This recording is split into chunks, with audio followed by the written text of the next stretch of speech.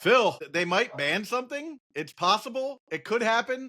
I'm trepidatiously, I'm hopeful, but I'm also I'm not holding out too much hope that they'll actually make changes to Legacy. It just doesn't seem like they've been signaling that changes to Legacy are something that they're like really focusing on. It seems like Standard and Modern are in a complete down spiral, and that is really where they're focusing all their effort. And generally, when that has happened in the past, they have completely skipped over Legacy, or at least done the bare minimum. So I'm not holding out a ton of hope. In fact, I didn't want to overhype it, so I purposefully. A lot of people came around and asked me, "Are you doing your community B&R episode this time around?" And I said, "I'm gonna pass on this one.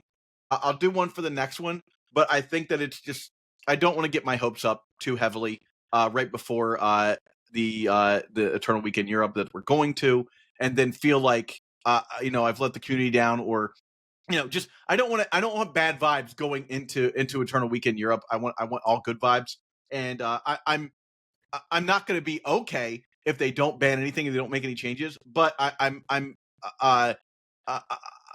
readying myself for that possibility. Yeah, I'm pretty much in the same boat as you. I have no expectation, and I'm planning that they're not going to make any changes because I don't think they will. There was a comment, I forget who it was, but they had mentioned that they were like, "Oh, well, what is the possibility that they might say they'll say we are making changes, but they're just going to set the date after Eternal Weekend." They're going to make changes. If they do that, they just undercut all of EW and lame duck it, because then people know that they're playing a false format. So I think if you make a change, you got to just implement it. Yeah, you just got to pull the trigger. Now, to be fair, they could do that. They could take that line of like, yes, we are going to get rid of this stuff, but it's not going to go into effect until after EW, so as not to disrupt any of the people who've already made plans, gotten cars, and all that stuff. But at the same time, it would just undercut the experience, because everybody sitting down at the table would know that they're playing on borrowed time.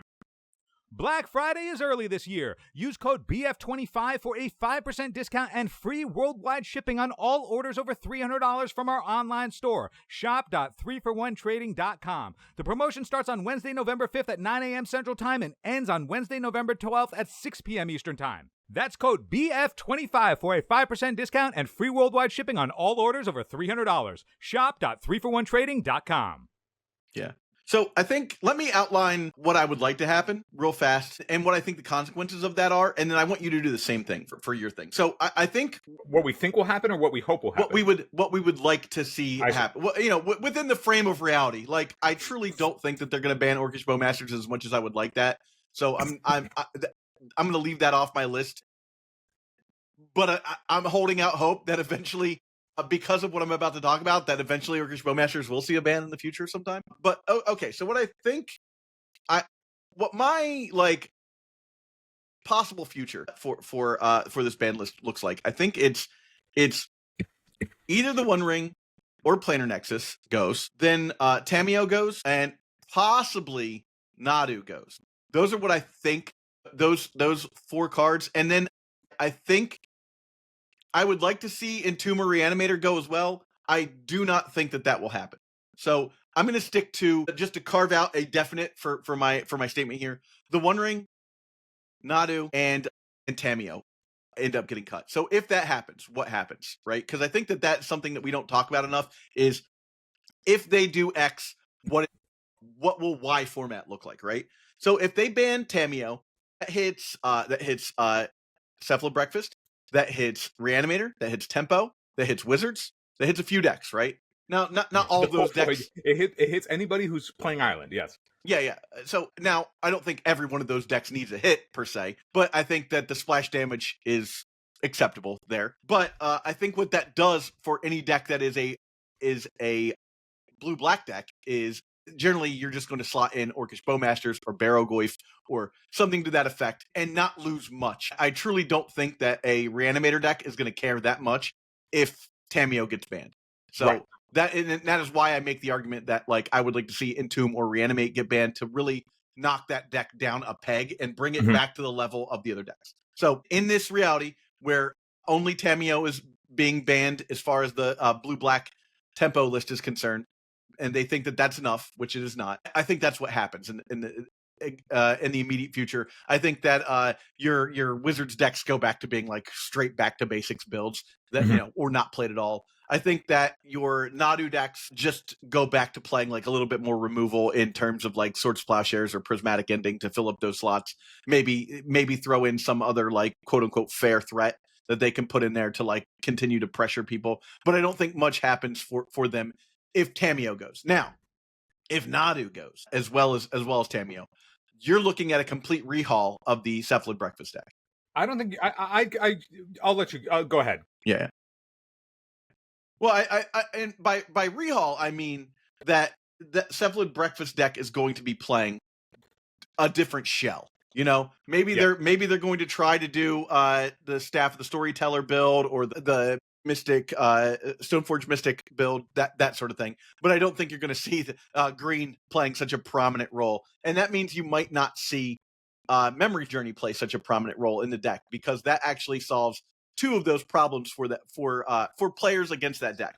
If you're not seeing as much green, you're not likely to see them play the Memory's Journey, because you won't need the green mana for that. You might see them play slot into black to be able to play Cabal Therapy, main and stuff like that. Well, and that's kind of as far as I've really extrapolated on what would happen if Nadu goes. Obviously, the fair Nadu decks are gone. You can't play those like fair Nadu doesn't exist.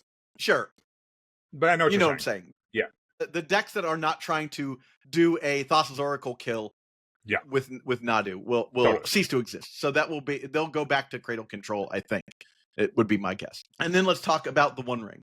So if the One Ring gets banned, you obviously are nerfing Mystic Forge to the point where I think that they really have to reevaluate if you want to be even playing Mystic Forge at Eternal Weekend, right? If you even want to be playing that shell, right? I think there is a argument there for playing like a Planar Nexus, Urza's Tower style deck with artifacts and stuff like that. And I'm sure there's ways to do that within that build. I'm not the guy to talk about what the next level of build for that looks like, but I don't think that you're going to have that deck come in at such a high conversion rate. This also hits any decks that are, to my pleasure, it hits decks that are playing like Blood Moon Stompy and stuff like that are playing like Goblin Bombardiers and throwing the ring at you afterwards and stuff like that. So I like that this is also hitting those decks that also say like you don't just get to play the format. That's just a personal thing. I hate those decks. I just don't like Moonstompy decks.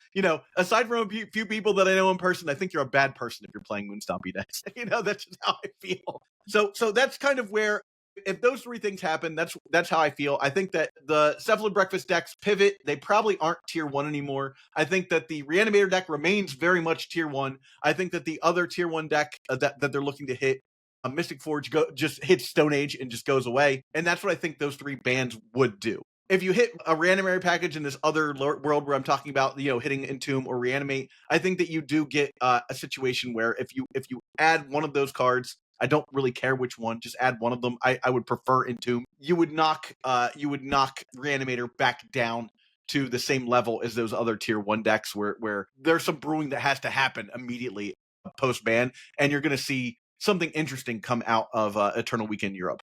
In times of financial uncertainty, how can you stay on track? Call someone who's invested in your success. Nick Ropp, your Edward Jones financial advisor and certified financial planner, is here to help you. He will work to build a complete picture of your financial life, including your unique goals and passions, so he can help you achieve what's most important to you. Call Nick Ropp at 314-377-9524 or email nicholas.ropp@edwardjones.com to schedule an appointment today.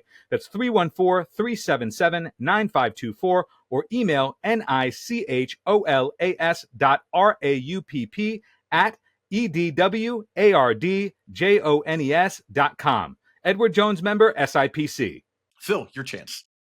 Yeah, so my side of this, I mean, I've spoken about it before, where I think that the only way to actually be effective with the ban list is they have to ban towards fixing the experience of the format, not the power level of the format. And with what do you mean? What do you mean by that? What do you mean the experience of the format? Do you mean like number of turns played, reaction time? Let's talk about that. Yeah, I think it's solving the problem of the cards that otherwise don't care about any of the game played outside of themselves. And so what that typically looks like in action is cards that enable one player to be ahead and just stay ahead. Like they're the cards that build no tension, and they're the cards that make it so that anything that happens before or after them is irrelevant.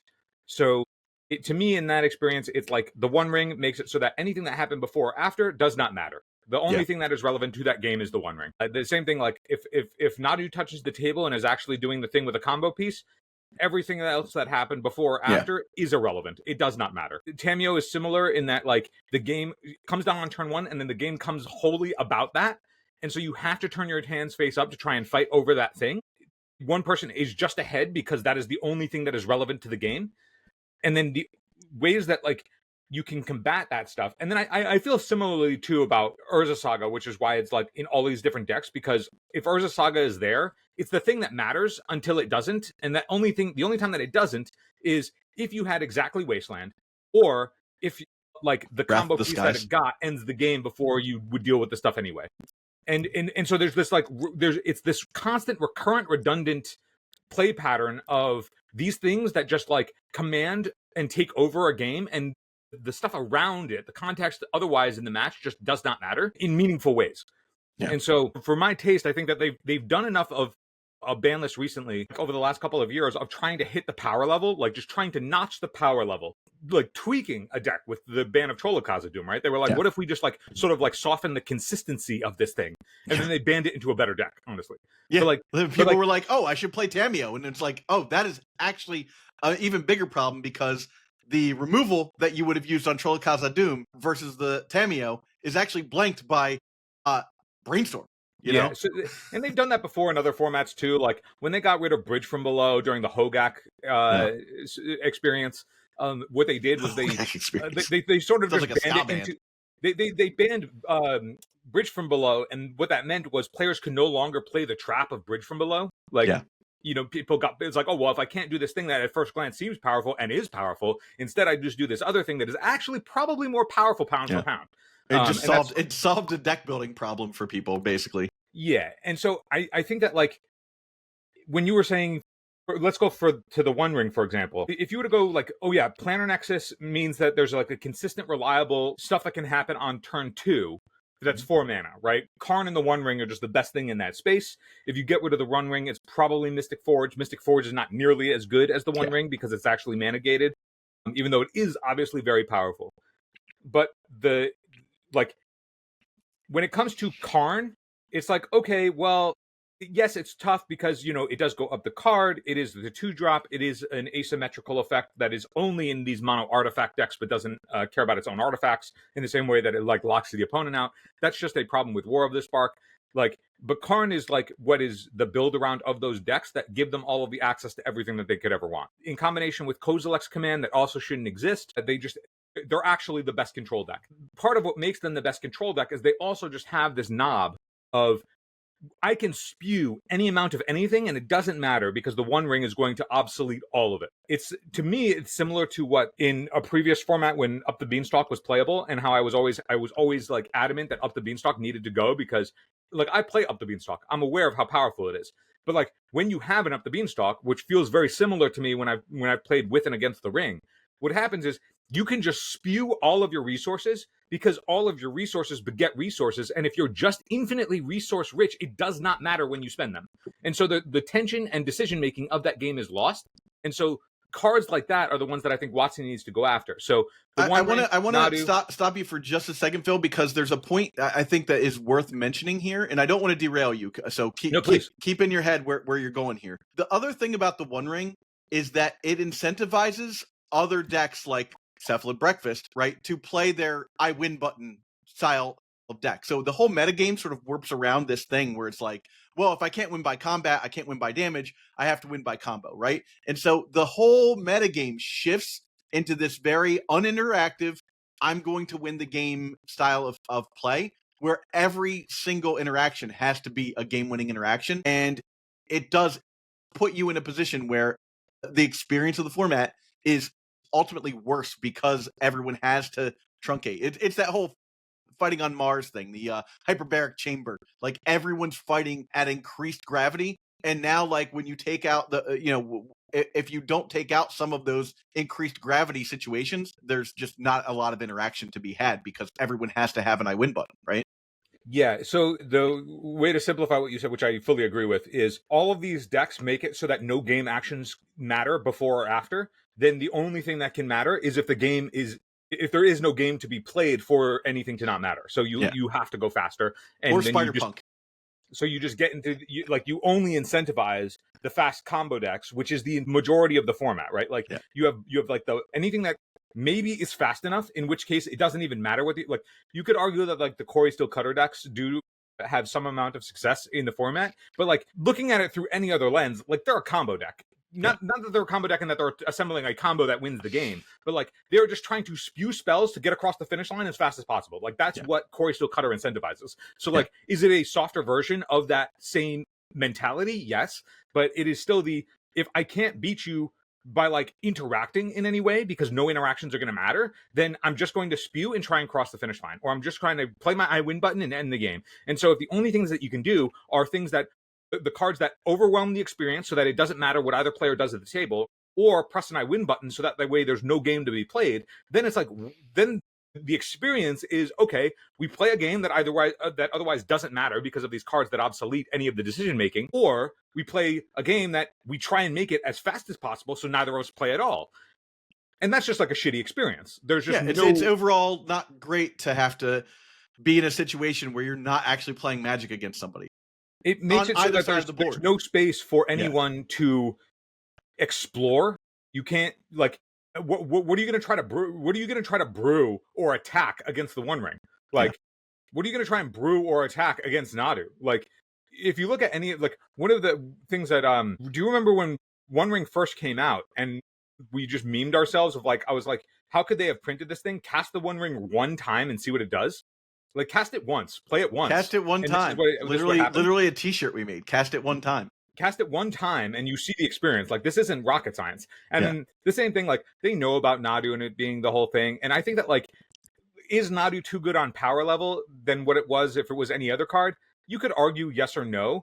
But, like, I think the problem with Nadu is that there's nothing better than what it does. So, like, every deck, like, that could play Nadu should be playing Nadu. So, like, you look at any of the Maverick decks or whatever, you're just handicapping yourself by not playing Nadu. Like, you're playing a worse version if you're not just hamstringing if you're not playing the 10-card package of Reanimate and Entomb with the fatties, if you're not playing the 10-card package of Nadu plus whatever triggers him to just draw your deck, if you're not playing, like, those cards, then you're just handicapping yourselves because those are the cards that make it so that the game doesn't matter.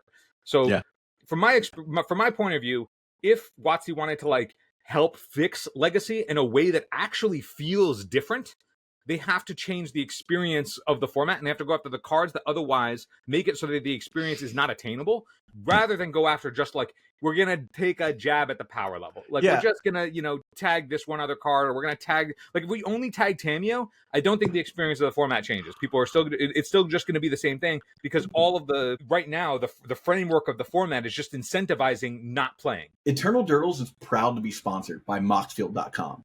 Moxfield is the best deck building website on the internet. You can find all of my and Phil's decks in links below, including decks from this episode. And if you do, you'll be directly supporting the channel.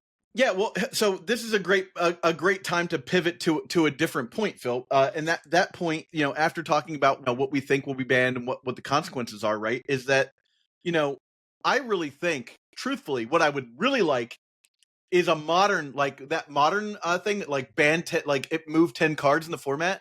I would like to see something like that, because I think the problem with current design, we've talked about ban cadence being an issue in this format. Now that card cadence has increased, ban cadence has to increase as well to match that, and it has to happen with urgency, right? But I think another approach beyond like, oh, this needs to be banned now, oh, this came out and it needs to be banned now, because they obviously won't get the data for that.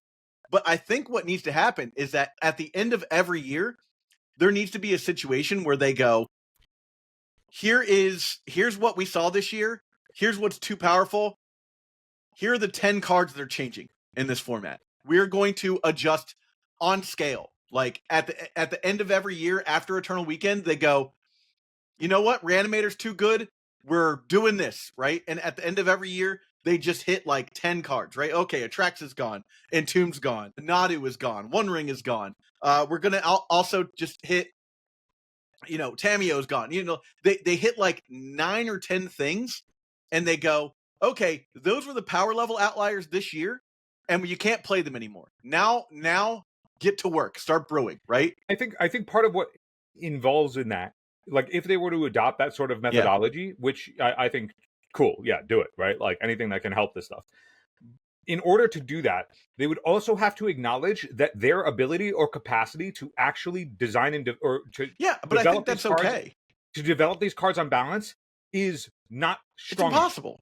It is impossible, period. Like, no matter how good your company is at designing, if you're putting out this much product, there's just no way to get in enough games in any format, let alone Legacy, that they don't even play, right? They're having trouble in Standard. They've proven that time and time again. They're having a really hard time in Modern. They're proving that time and time again. So I think what they have to do is acknowledge that, like you said, right? And then they have to go, hey, if we're putting out a lot of cards, we have to acknowledge that some mistakes will be made. And when I had that interview in like 2018 with Chris Cox, his thing, one of the statements that he made was, bans are going to happen more frequently. Like, we're going to, like, not like a cadence of bans, but he was like, that standard was like Smuggler's Copter standard or something like that. And he's like, we're pushing power level, and so bans are going to happen more often, And that has been true. There was a period of time for like 10 years where there weren't any bans in Standard, right? But I think that as they increase the number of cards made, you just have to accept that the number of mistakes made are going to be significantly more, no matter how many people that you have doing QA. As a former game tester and game designer, I know that you just can't catch everything. And there are egos in the room that will not let you catch everything. People will say like, oh no, it's fine. So like, you can't use logic to do this. You have to just be like, we've seen the data, the mistakes made are obvious, and we're going to fix them now. Mea culpa, I'm saying from that, that's all well and good. I'm saying the challenge on that front is you need to have a group that's in a work environment that wants to show that they're doing good work to keep their job. Agreed. Somebody has to say, hey, we are not going to be good enough. We are not good enough to catch everything. We are not good enough to develop everything. Yeah. Our job is printing all this stuff and then acknowledging all of the mistakes we are inevitably and intentionally making. Yeah. Like, that is so difficult from anybody. Like, not only is it difficult for one person's ego to be like, yeah, I actually am not good enough to do what my job is asking me to do, like, to this extent. Well, it comes down to a paradigm shift on what the job entails, I think. Right. But that does not seem to have fully encapsulated itself yet over at WotC with the amount of cards that they're printing. For them to be like, you know what we're going to do? We are going to acknowledge all of the mistakes that we are knowingly, intentionally making in order to be able to pump out this much product and that adheres to primarily the commander format. That means that whoever's in leadership, if it's Chris Cox, but Chris Cox isn't on R&D. But like, no, he's not. He's the CEO of Hasbro now. There's a new CEO of WotC. I'm just saying that, like, whoever's in the leadership position has to go, hey, everybody, you have permission to know that we don't expect you to, like, achieve the thing that your job title, like, or your job description says we expect of you, because that is not a feasible thing within the there has to be a radical change in what the job entails at this point. And I think that's something that right now they're not ready to admit, but I think in order to keep constructed formats alive, to manage them well, to curate them, like I said, one of our biggest content funnels is format and game curation, right? And to properly curate this game, you have to realize that an analog game, you're not going to get the data that you want in a meaningful way. You have to look at the player's experience and say, this is what I'm seeing on a local level. This is what the overall zeitgeist of people talking about the game are saying. And we need to change commensurate to that, right? And so I think that the only way to change commensurate to that is to make that a focus of what you want to change in the job titles, right?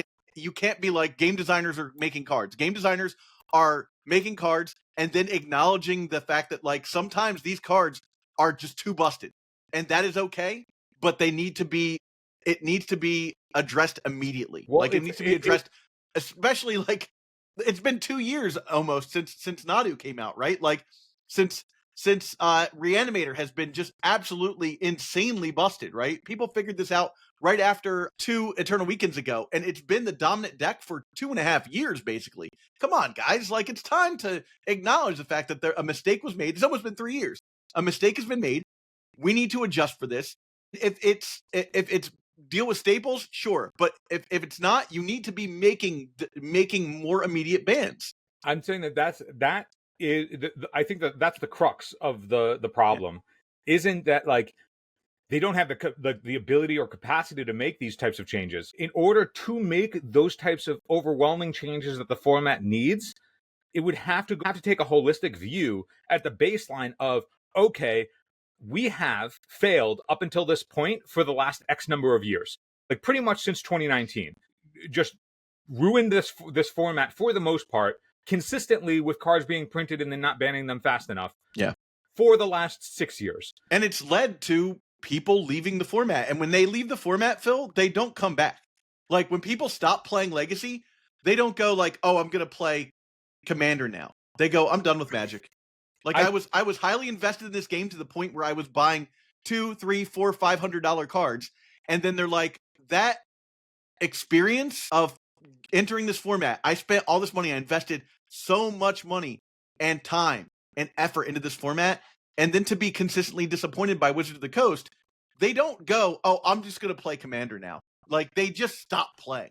You have whales that are keeping afloat the secondary market, the people that are supporting this game, right? Like the vendors at your Magic Cons, stuff like that, and they walk away from the game. Now, vendors might be making more now than ever. That's possible. I don't know. I don't have those numbers. But eventually that bubble pops. And the thing that holds that bubble, holds any semblance of stability together, are the whales, the secondary market people that buy singles, that go, hey, I want to support this game. I'm going to play this content. I'm going to play this format. I don't think that you get there off of people who are fans of The Simpsons when they put out a Simpsons set, buy a bunch of The Simpsons cards, and then never play this game again. That's a whole other topic, but I just want to point that out. Yeah, I think that like they have to. There's a couple of things that they have to acknowledge, like before they even make card choice.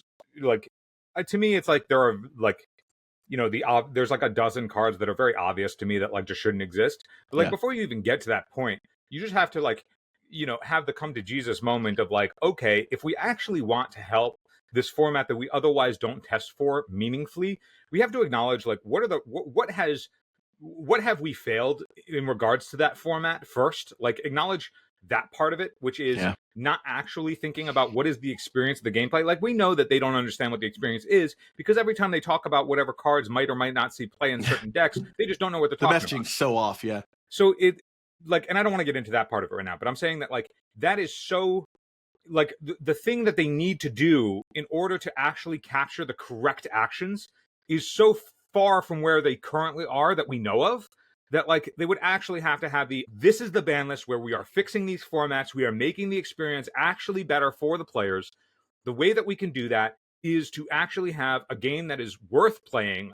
That means that we have to get rid of the cards that are obviously broken and make it so that the players don't like make it so that these cards that essentially obsolete the player's decision making, get those out of the game, get all the ubiquity of all these cards out of the game.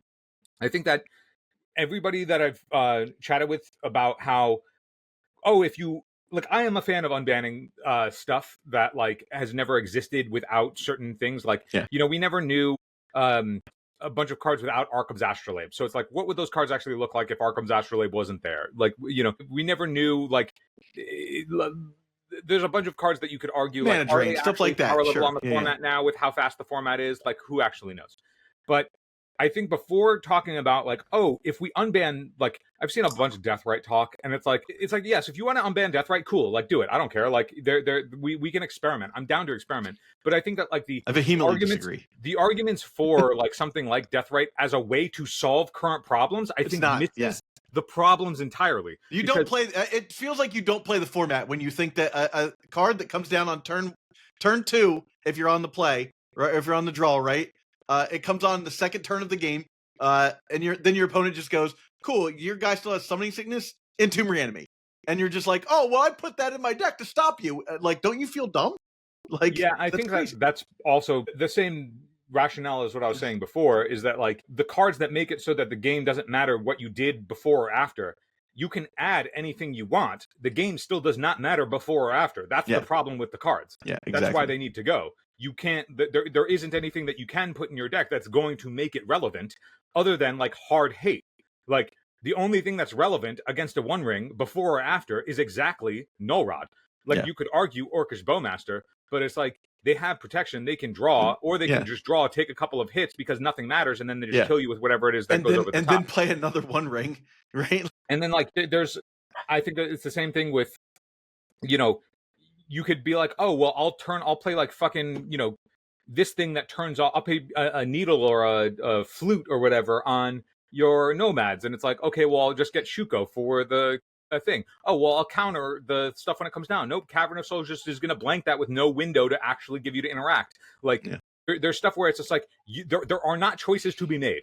And I think that if WotC wants to actually make the format better, they have to look holistically at the format and the cards that don't allow players choices against those cards. Like if it is either do something that otherwise like eliminates or removes that card from the experience entirely, which is just like hard hate, which means that like you're not actually doing whatever it is that your deck's trying to do. You're just like, oh, we're going to get rid of that. Then it's like, okay, that's the game actions that we have to take. That's the actions that WotC has to take. Yeah. Will they do it? No way. 0%. 0%. Like I want like this 0% WotC is going to do anything meaningful or relevant at this ban announcement. I want that clipped so that way I can be proved wrong if they do. Yeah. All right. Well, what do you guys think? What do you think should come in and out of the format? What do you think about what we offered as far as incentives for WotC to change their paradigm of how things work?